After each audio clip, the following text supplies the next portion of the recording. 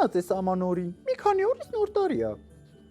Այն օնիկն էլ ինքան հեսա կուշացնի փողը, չի ուղարկի։ Ռուբլու կուրսը իջնի, ոչ մի բան չկարենա մարնեմ։ Ու կսկսվի մի խառնաշփոթ իրադարձություն, խցանումներ, այն չտես մարդիկ, որ խանութ են մտնում ու ամբողջ խանութը թալանում։ Թե այս աշխարհի վերջն է, ինչա, ամանոր է էլի։ Բարեզ Տիկինովիկ, ինչ եք առավոտ կանուխ ձեզ ջղայնանում։ Առավոտ կանուխ Դավթ ջան, հիշել եմ թե ինչ տորնադո է մեզ մոտենում, հայկական նոր տարի։ Բայց ինչի Տիկինովիկ, չեք սիրում այդ հրաշքների սպասումով տոնը։ Չէ, սիրում եմ, ոչ չեմ սիրում։ Ուղղակի որ հիշում եմ ամբողջ տարի չարչարվում, աշխատում, տանջվում, էփում թափում ես, որ գազ հասնես այսօրվան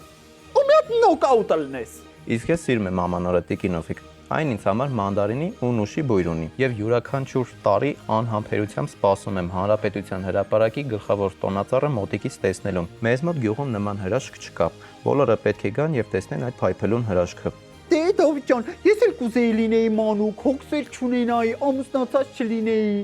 Վայ, հա, Դավթ ջան, տեսել եմ, Եղևնին սկսել են զարդարել։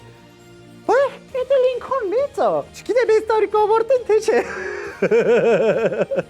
Տիկինովիկ, դեկտեմբերի 14-ին Հանրապետության հրապարակում կվարվեն գլխավոր տոնածառի լույսերը։ Բացի այդ, կցուցադրվի ամանորյա մյուզիկլ եւ տեղի կունենա հրավառություն։ Գլխավոր տոնածառի ճյուղերն ու լույսերը այս տարի նոր են, ու ես անհամբեր եմ տեսնելու վերջնական արդյունքը։ Ոյ, Դավթ ջան, ո՞նց ես դու կարողանում ինձ ամեն անգամ զարմացնել քո տեղեկատվական նորություններով։ Հուսով եմ, այս տարվա ամանորի հրաշքը ձյանից կողքով չի անցնի։ Լսում ես, Դավիթ տղա։ Աչքիս ես այս տարի ձմեռ պապից ձյանի համար ամուսին ուզում, թե չէ բրծում չկա։